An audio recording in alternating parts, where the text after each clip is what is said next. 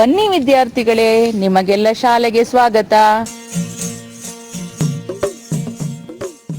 ಯಾರು ಯಾರು ಹೀಗೆ ಮಾತಾಡಿದ್ದು? ಮಿಸ್ ಮಾತಾಡಿದ್ದು. ಸರ್ರ ಮಾತಾಡಿತ್ತು ಅಲ್ಲಪ್ಪ. ಮತ್ತೆ ಯಾರು ಯಾರು ಮಾತಾಡಿದ್ದು? ನಾನು ಮಕ್ಕಳೇ ಹರಳಿಮರ ಮಾತಾಡಿದ್ದು.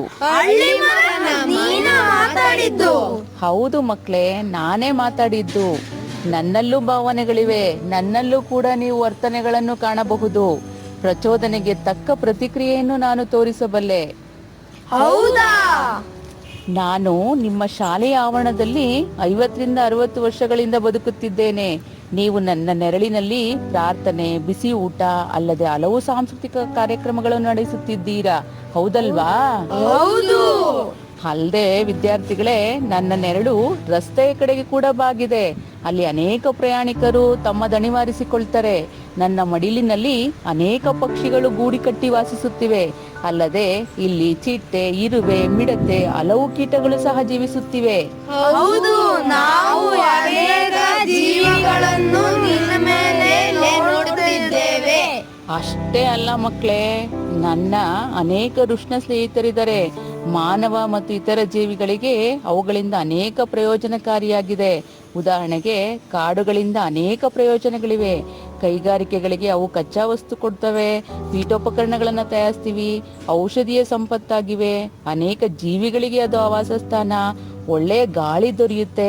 ಅಲ್ಲದೆ ಮಾಲಿನ್ಯ ಕೂಡ ನಿಯಂತ್ರಣ ಮಾಡ್ತವೆ. ಹೌದಲ್ಲವೇ? ಗಿಡ ಮರಗಳಿಂದ ಎಷ್ಟೊಂದು ಪ್ರಯೋಜನಗಳಿದಾವೆ. ಹೌದು ಮಕ್ಕಳೇ, ನನ್ನ ಸ್ನೇಹಿತರಿಂದ ಅಂದ್ರೆ ನನ್ನ ವೃಕ್ಷ ಸ್ನೇಹಿತರಿಂದ ಈ ಎಲ್ಲ ಅನುಕೂಲತೆಗಳಿದ್ರೂ ಸಹ ಮಾನವ ತನ್ನ ಸ್ವಾರ್ಥಕ್ಕಾಗಿ ಮರಗಳನ್ನು ಕಡಿಯುತ್ತಾನೆ, ಅಲ್ಲದೆ ಕಾಡನ್ನು ನಾಶ ಮಾಡುತ್ತಿದ್ದಾನೆ. ಇದೇ ನನಗೆ ಬಹಳ ದುಃಖಕರ ಸಂಗತಿಯಾಗಿದೆ. ಅಳಬೇಡ ಬಿಡು, ಇನ್ನು ಮುಂದೆ ನಾವು ಗಿಡ ಮರಗಳಿಗೆ ಹಾನಿ ಮಾಡುವುದಿಲ್ಲ ಎಂದು ಪ್ರತಿಜ್ಞೆ ಮಾಡುತ್ತೇವೆ. ಅಷ್ಟೇ ಅಲ್ಲವೇ, ಹೊಸ ಗಿಡ ಮರಗಳನ್ನು ನೆಟ್ಟು ಅವುಗಳನ್ನು ಕಾಪಾಡುತ್ತಿದ್ದೇವೆ. ನಿಮ್ಮ ಪ್ರತಿಜ್ಞೆಗೆ ಧನ್ಯವಾದಗಳು ಮಕ್ಕಳೇ. ನೀವು ಈ ಪ್ರತಿಜ್ಞೆನ ಅನುಸರಿಸ್ತೀರಾ ಮತ್ತು ನಮ್ಮನ್ನ ಕಾಪಾಡ್ತೀರಾ ಅನ್ನೋ ನಂಬಿಕೆ ನನ್ಗಿದೆ. ತುಂಬಾ ಧನ್ಯವಾದಗಳು ನಿಮಗೆ. ನೋಡಿದ್ರಲ್ಲ ಮಕ್ಕಳ, ನಮ್ಮ ಶಾಲೆಯ ಆವರಣದಲ್ಲಿರುವಂತ ಈ ಒಂದು ಹರಳಿ ಮರದಿಂದ ಇಷ್ಟೆಲ್ಲ ಪ್ರಯೋಜನಗಳಿವೆ ಎಂದಾದ್ಮೇಲೆ ನಾವು ಗಿಡ ಮರಗಳನ್ನು ಬೆಳೆಸಲು ತಡ ಮಾಡೋದ್ಯಾಕೆ? ನಾವು ಹಿಂದೆ ಈ ಘೋಷವಾಕ್ಯಗಳೊಂದಿಗೆ ಗಿಡ ಮರಗಳನ್ನು ಬೆಳೆಸಲು ಮುಂದಾಗೋಣ ಮತ್ತು ಅವುಗಳನ್ನು ಸಂರಕ್ಷಿಸೋಣ.